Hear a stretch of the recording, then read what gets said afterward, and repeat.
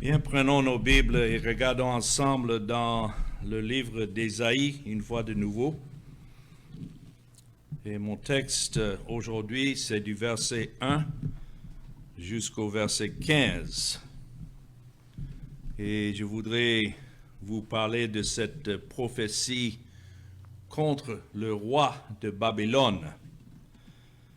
Ce qui est intéressant, c'est qu'au moment où Ésaïe prophétisait ces paroles que nous avons ici, la nation de Babylone n'était même pas encore en prominence.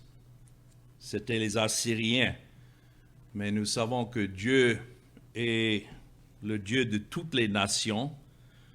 Donc, en même temps qu'Ésaïe devait prophétiser concernant le jugement du pays d'Assyrie qui allait venir et envahir les 10 tribus du nord.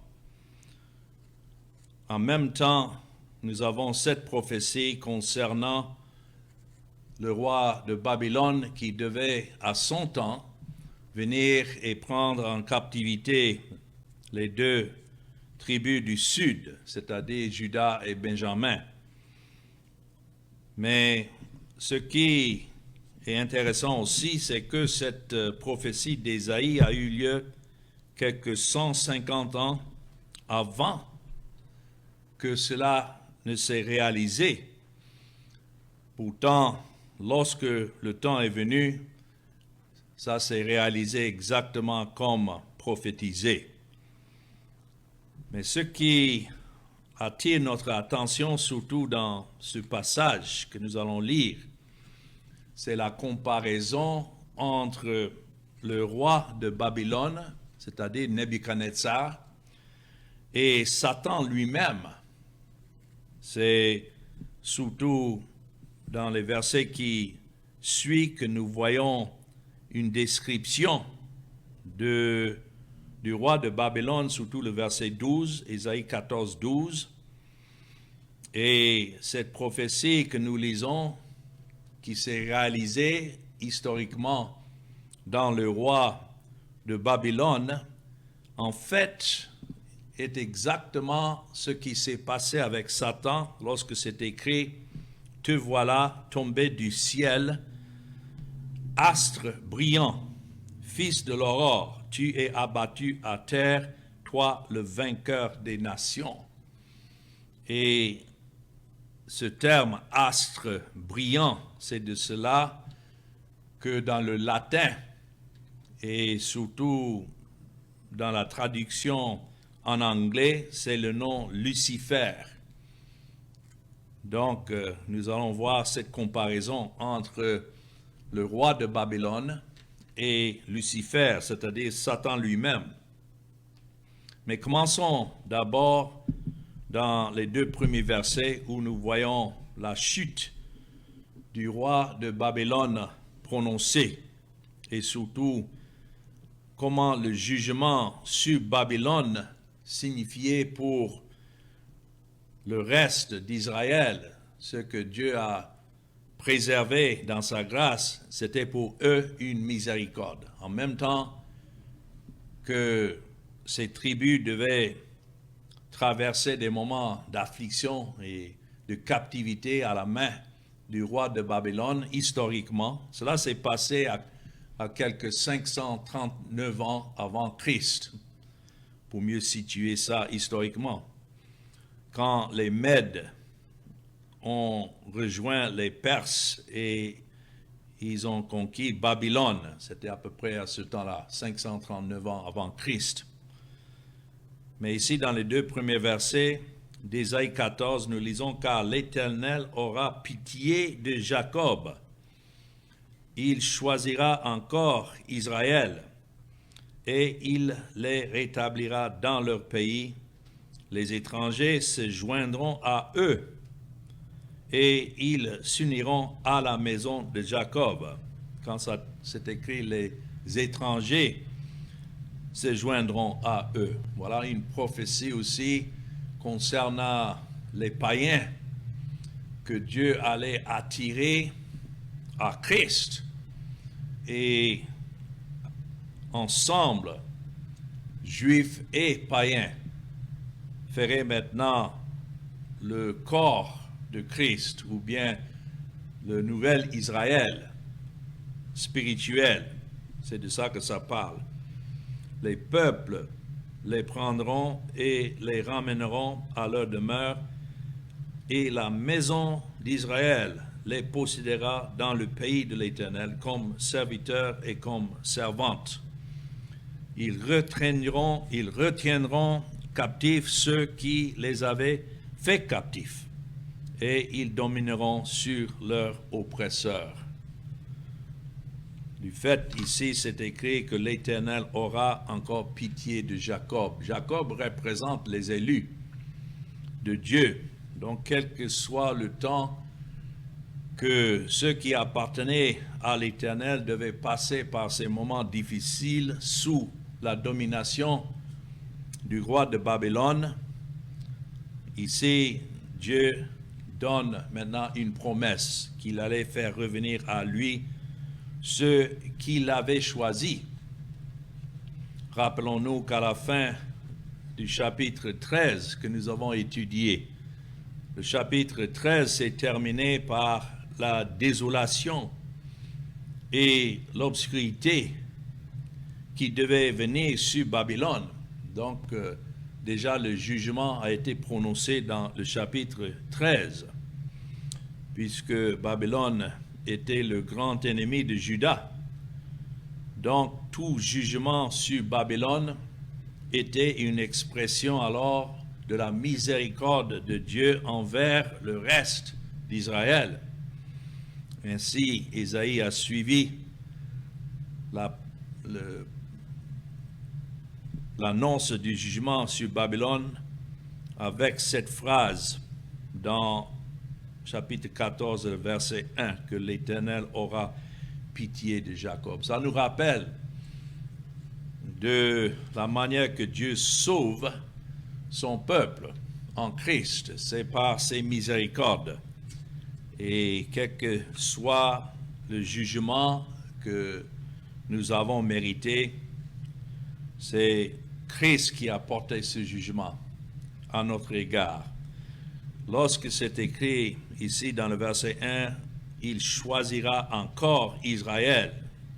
Ce n'est pas qu'il avait abandonné ceux qu'il avait choisis et maintenant il a pris une autre décision de reprendre le peuple. Mais le sens de cela, c'est qu'il choisira, il fera manifester encore sa miséricorde envers ceux qu'il avait déjà choisis. Parce qu'une fois que Dieu choisit un peuple pour le salut, ce peuple est assuré ce salut à jamais. Et c'est là qu'il donne cette promesse de les faire rétablir, installer encore dans leur propre pays. Et nous savons que cela s'est réalisé effectivement au temps de Néhémie et d'Ezra, quand on lit ces livres-là où Dieu a suscité Cyrus, le roi des Mèdes et des Perses, qui a donné le décret pour que cela revienne et que le temple soit rebâti et la ville aussi de Jérusalem. Alors, voilà comment Dieu accomplit ses promesses et ce qu'il a ordonné. Je rends grâce à Dieu qu'il est un tel Dieu qu'il n'y a rien qui ne se passe dans le monde et parmi les nations que lui-même il n'a pas ordonné. Et même jusqu'à, non seulement le peuple de Juda qui devait être ramené dans le pays, mais comme il dit ici, les étrangers, dans le verset 1, se joindront à eux. Voilà ici dans l'Ancien Testament un appel aux païens qui est précieux, que lorsque Israël devait être rétabli dans le pays, Dieu avait déjà ordonné et élu un grand nombre de gentils, de païens, ceux des nations qui devaient recevoir aussi de cette bonté et miséricorde de Dieu. C'est de ça que Paul a écrit dans Éphésiens chapitre 2. Il y en a qui pensent que non, l'Ancien Testament, ça concerne seulement les Juifs. Et voilà le Nouveau Testament, puisque les Juifs ont rejeté Christ comme le Messie, donc Dieu s'est tourné maintenant vers les païens, comme si son premier plan a échoué. Non, ça a toujours été la volonté de Dieu que le nombre de son peuple consiste des pécheurs de toute nation, de toute langue, de tout peuple. Et nous voyons ça prophétisé déjà dans Ésaïe 14 et le verset 1 de mon texte, mais confirmé encore par l'apôtre Paul dans Éphésiens 2 et le verset 11 à 16. Éphésiens 2, 11 dit, c'est pourquoi vous, autrefois païens dans la chair, c'est ça les étrangers dont il parle ici, qui devaient se joindre à eux. Il dit, autrefois païens dans la chair, appelés incirconcis par ceux qu'on appelle circoncis, et qui le sont en la chair par la main de l'homme. Souvenez-vous que vous étiez en ce temps-là sans Christ, privés du droit de cité en Israël, étrangers, voilà le mot, étrangers aux alliances de la promesse, sans espérance et sans Dieu dans le monde.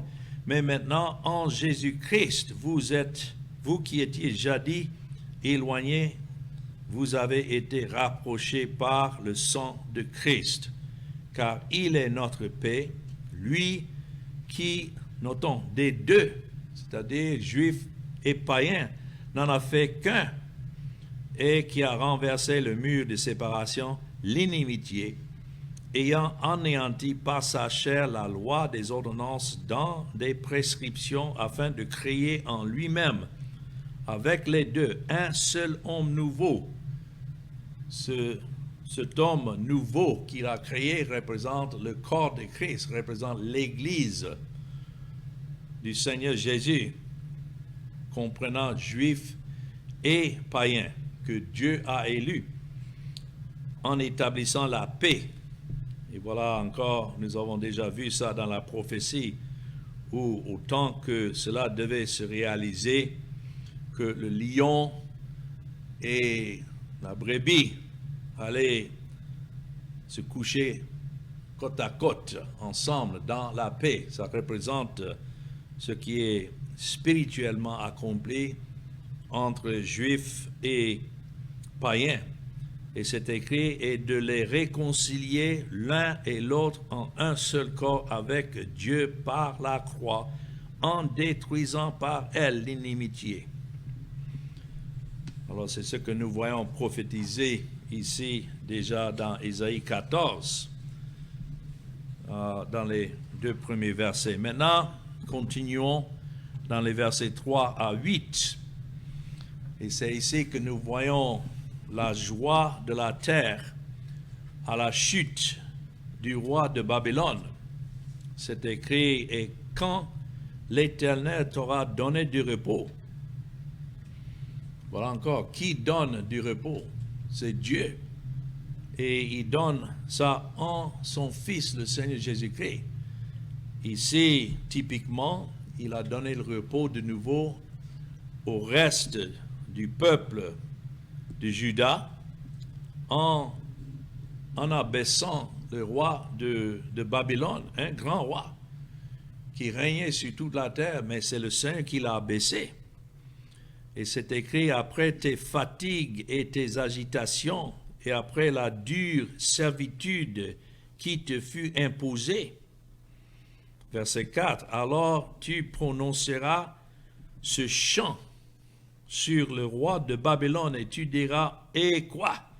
Le tyran n'est plus, l'oppression a cessé. Imaginons les gens dans la rue en train de chanter à la nouvelle de la chute du roi de Babylone.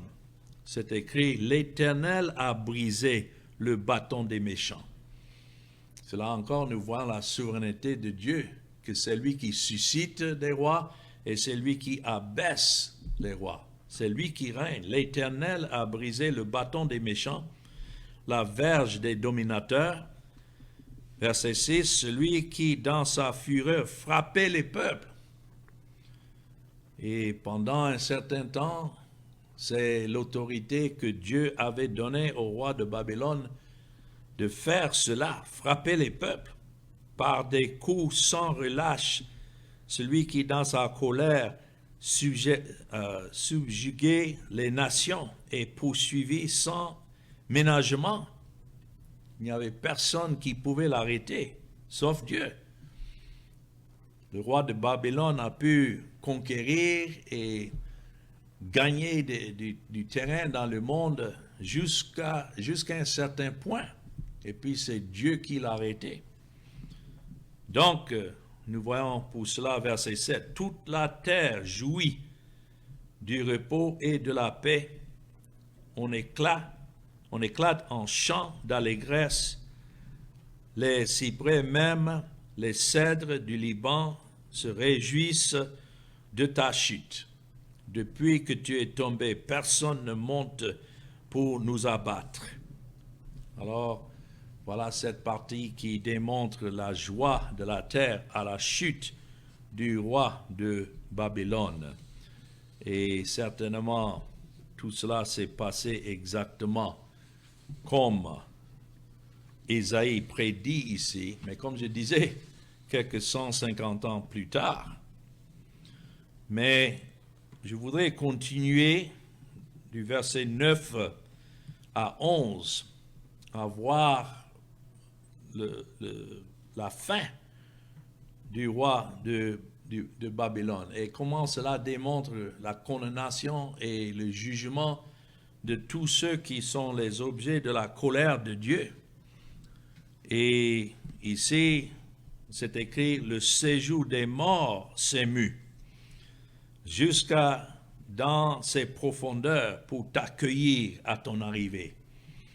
Voilà la manière que c'est exprimé ici. Le séjour des morts est là pour recevoir un tel roi déchu, comme le séjour des morts reçoit tous ceux qui sont hors de Christ et qui sont laissés à eux-mêmes et laissés à leur sens réprouvé, tel que le roi de Babylone et ce qu'il représente. Rappelons-nous que Babylone représente la fausse religion, ça représente les œuvres des hommes dans lesquelles les gens se confient, mais quelle que soit leur vie qu'ils ont vécue, à la fin, c'est le séjour des morts qui les attend.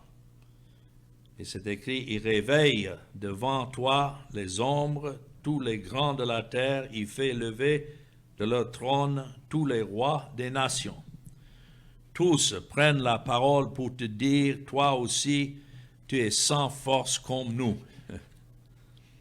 Tu es devenu semblable à nous. Quelle que soit l'autorité qu'un homme a pu avoir dans cette vie, même en dominant sur les autres et en mettant d'autres sous sa servitude, à la fin, c'est le même sort pour tous. Voilà ce qui est décrit ici. Tu es devenu semblable à nous. Verset 11. Ta magnificence est descendue dans le séjour des morts avec le son de tes luttes. Sous toi est une couche de quoi? Verre. Et les vers sont ta couverture. Ça parle de la corruption. Et voilà la fin, en effet, de tous ceux que Dieu condamne à cause de leur péché. Ils ont le même sort, qui qu'ils soient. Et encore, telle devait être notre fin aussi, si ce n'était l'œuvre de Christ, si ce n'était que Christ est venu et a porté le fardeau de nos péchés sur lui pour que nous soyons délivrés, que nous soyons libérés. Et j'ai vite lu tous ces versets parce que je voudrais arriver en fin de compte ici dans les versets 12 à 15 où nous voyons la chute du roi de Babylone comparée à la chute de Satan lui-même. Et lorsque c'est écrit « Te voilà tombé du ciel, astre brillant, fils de l'aurore, tu es abattu à terre, toi le vainqueur des nations. » La même chose qui a été dit du roi de Babylone est aussi vrai en ce qui concerne Satan. Et voilà l'esprit de Satan qui animait Babylone. C'est pourquoi le roi de Babylone, c'est pourquoi il devait être jugé exactement comme Satan est jugé. Verset 13, « Tu disais en ton cœur, je monterai au ciel. J'élèverai mon trône au-dessus des étoiles de Dieu. Je m'assiérai sur la montagne de l'assemblée à l'extrémité du septentrion. Je monterai sur le sommet des nues. Je serai semblable au Très-Haut. Mais tu as été précipité dans le séjour des morts, dans les profondeurs de la fosse. » Donc exactement ce qui était vrai du roi de Babylone a déjà été réalisé en celui qu'on appelle Lucifer ou bien Satan lui-même.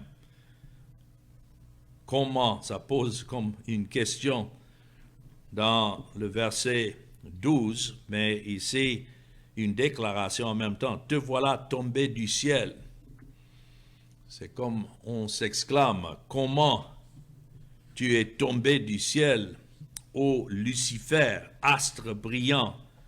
Quand c'est écrit « fils de l'aurore », une autre manière de le dire, c'est « fils du matin ». Alors, le prophète ici identifie le roi de Babylone comme étant Lucifer lui-même, fils du matin. Je sais qu'il y a certains qui débattent si Lucifer est un nom ou bien un titre de Satan, parce que le mot signifie astre brillant ou bien étoile du matin, comme on se réfère au soleil, se référant à un objet brillant dans les cieux. Mais qu'il s'agit d'un titre ou bien d'un nom, importe peu.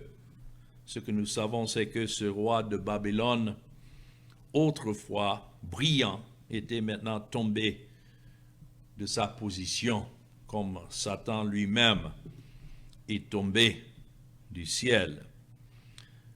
Si vous prenez une concordance et vous regardez ce mot, surtout dans la traduction en anglais, Lucifer, c'est une traduction de l'hébreu que nous avons ici, Hellel, H-E-L-E-L. Et c'est employé ici par le prophète Ésaïe pour désigner le roi de Babylone dans toute sa gloire présomptueuse et ses luxes somptueux. Mais en même temps, ça démontre qu'il était animé en tant que roi. Bien sûr, c'est Dieu qui l'avait suscité, mais néanmoins l'esprit qui était en lui était animé par Satan lui-même.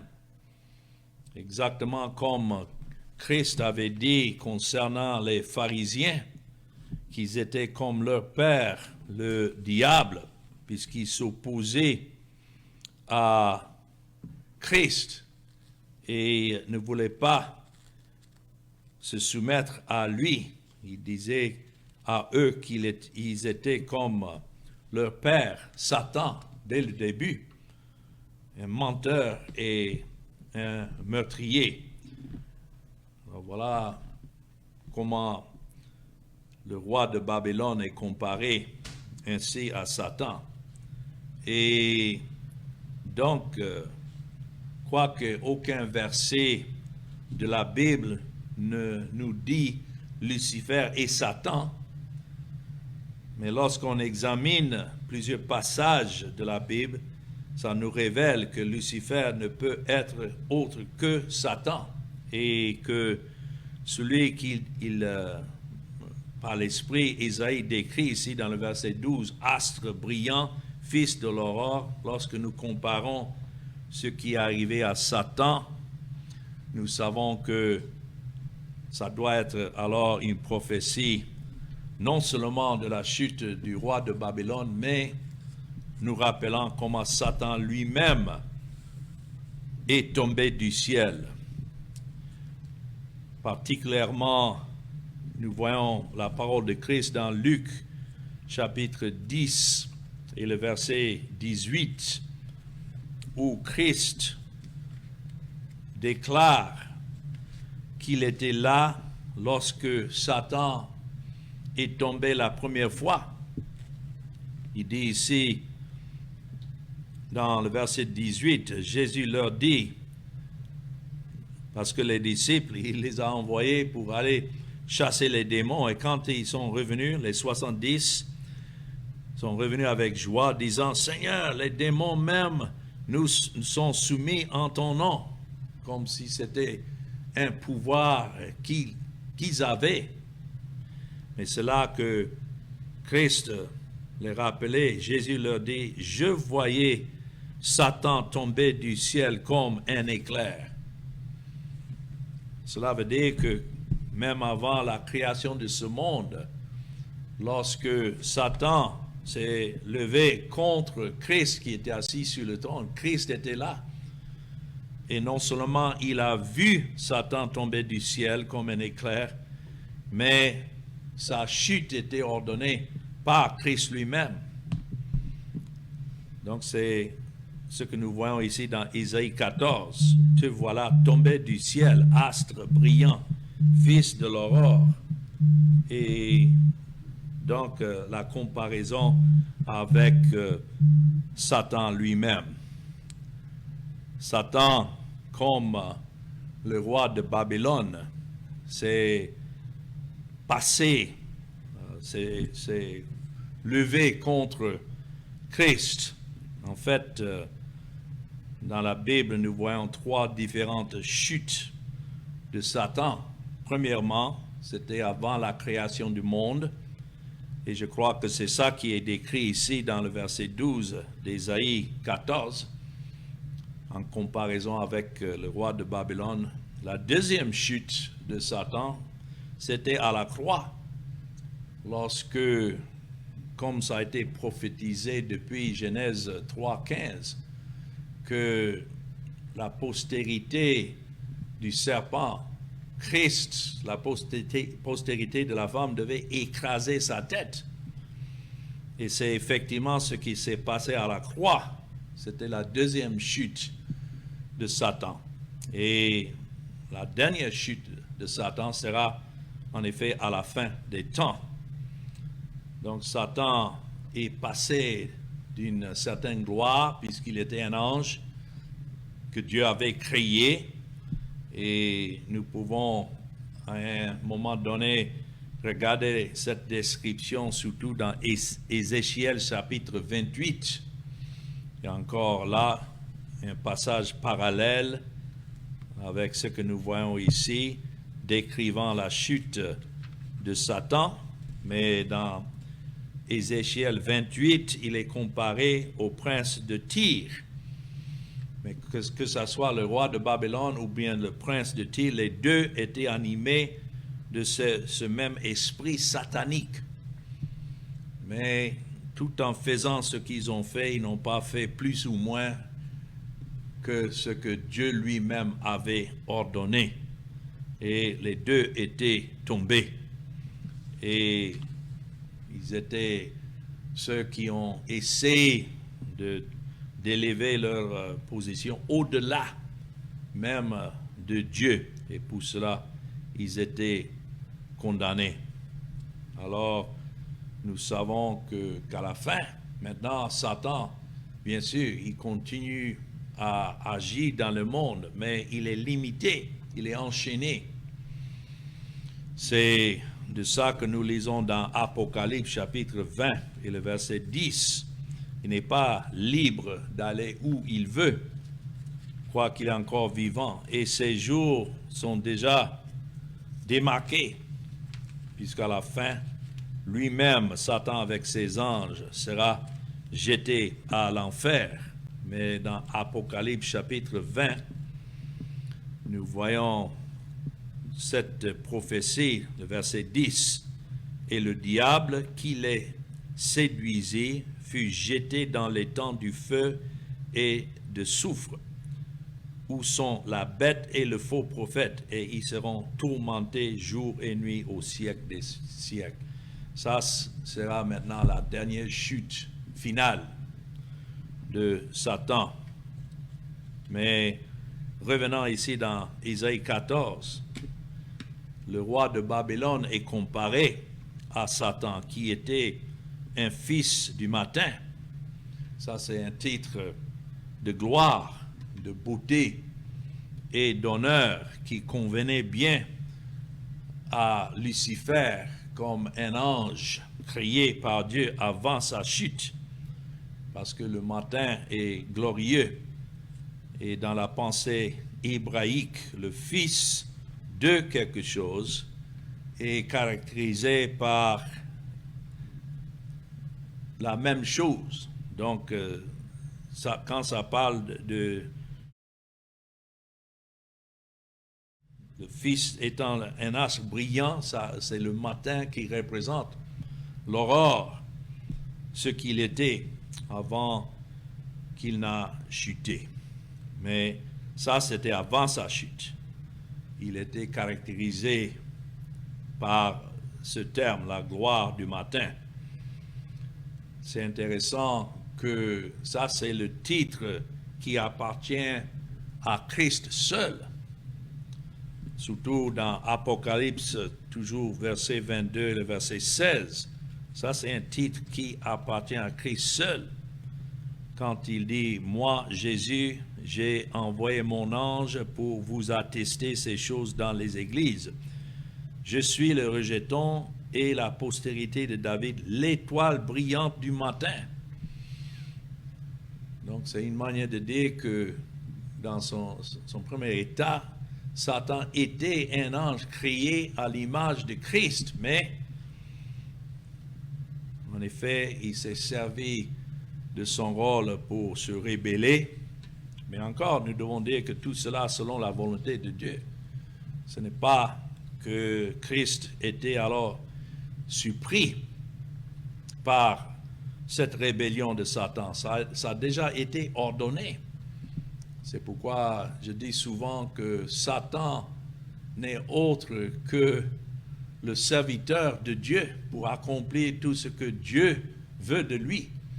C'est pourquoi il a été créé et à la fin, il sera maintenant condamné pour ses actes.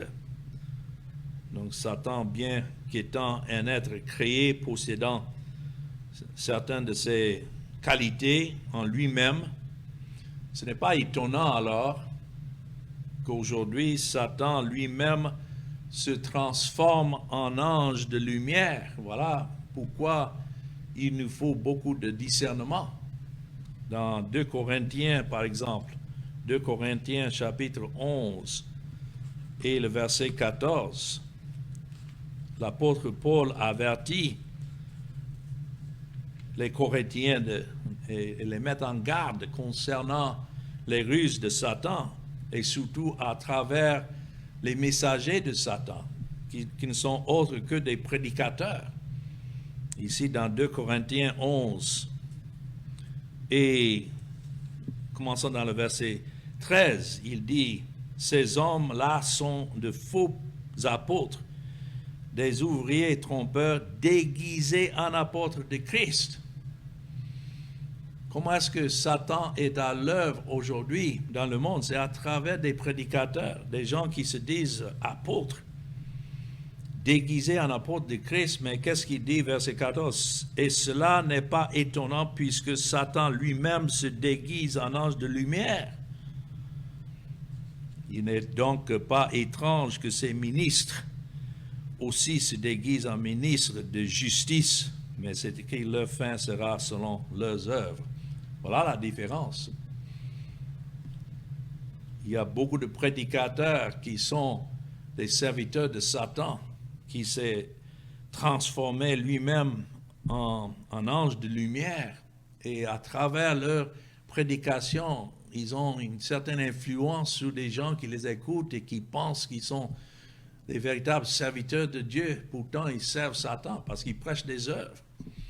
La justice qu'ils prêchent n'est pas l'unique justice de Dieu en Jésus-Christ, que Christ est venu établir et que par sa mort, maintenant, Dieu a une fois pour toutes justifié, déclaré juste ceux pour qui Christ est mort. Christ est cette véritable justice. Mais Satan se transforme en ange de lumière et aveugle des gens pour qu'ils croient que, effectivement, par leurs œuvres, ils sont en train de se présenter devant Dieu. Mais tout cela est une fausse beauté, une fausse gloire. Et si Dieu ne délivre pas des pécheurs de cette influence, ils souffriront cette souffrance éternelle dont nous avons lu dans Apocalypse 20 avec Satan et ses anges. Mais je trouve beaucoup de parallèles entre ce qui est dit ici, revenant dans notre texte, dans Ésaïe 14 pour terminer, parce que c'est écrit dans le verset 13, « Tu disais en ton cœur ». Voilà le problème. C'est ce que l'homme dit dans son cœur. Et qu'est-ce que l'homme dit? « Je monterai au ciel, j'élèverai mon trône au-dessus des étoiles de Dieu, je m'assiérai sur la montagne de l'assemblée à l'extrémité du septentrion. Je monterai sur le sommet des nues et je serai semblable au Très-Haut. » Voilà ce que les gens cherchent. Ils ont envie de se manifester, se glorifier et eux-mêmes atteindre l'endroit qui appartient seulement à Christ. C'est pourquoi Christ a dû venir. C'est lui qui est monté au sommet et c'est lui qui fait entrer maintenant ceux qui représentent dans la présence de Dieu, mais l'homme de lui-même ne peut pas. Tel est l'orgueil de Satan pour lequel lui-même il a été maintenant expulsé de la présence de Dieu. Et telle sera la fin de ceux qui s'imaginent s'approcher de Dieu de la même manière. Quel orgueil, quelle ambition égoïste, quelle volonté personnelle du roi de Babylone qui s'exprime ici par ces déclarations « je veux ». Notons du verset 13 jusqu'au verset 14, chaque déclaration commence avec « je »,« moi ». Et voilà la différence, parce qu'il dit « je monterai au ciel, j'élèverai mon trône au-dessus des étoiles de Dieu, je m'assiérai sur la montagne de l'assemblée ». Verset 14, « je monterai sur le sommet des nues ». Et finalement, cinquièmement, « je serai semblable au Très-Haut ». Est-ce que ça, ce n'est pas ce qui distingue ceux qui sont du même esprit aujourd'hui? Je, moi. Et c'était comme si Satan lui-même le disait et qu'il avait dit. Et c'est pourquoi Dieu l'a condamné et Dieu l'a jugé. Et c'est pourquoi aujourd'hui, tous ceux qui suivent sur ce chemin-là seront certainement condamnés avec Satan. Il y a peut-être beaucoup d'autres choses qu'on peut dire là-dessus, mais je crois que vous voyez cette comparaison d'abord entre le roi de Babylone et Satan lui-même, appelé Lucifer. Mais c'est Dieu qui a tout ordonné. Il ordonne non seulement ceux qui prennent leur position dans cette vie, et il ordonne aussi leur condamnation. Et si ce n'est pour Christ, c'est pourquoi il a envoyé son Fils, le Seigneur Jésus-Christ, afin que Christ accomplisse tout ce qui est nécessaire concernant la loi et la justice de Dieu, pour ne pas que nous devrions nous-mêmes nous approcher dans notre chair. Nous ne pouvons pas, mais que nous regardons à Christ et Christ seul. Et c'est pourquoi nous nous humilions devant lui, sachant qu'à part lui, il n'y a pas de miséricorde et il n'y a pas de grâce. Alors que le Seigneur bénisse cette parole que nous venons de contempler ensemble. Amen.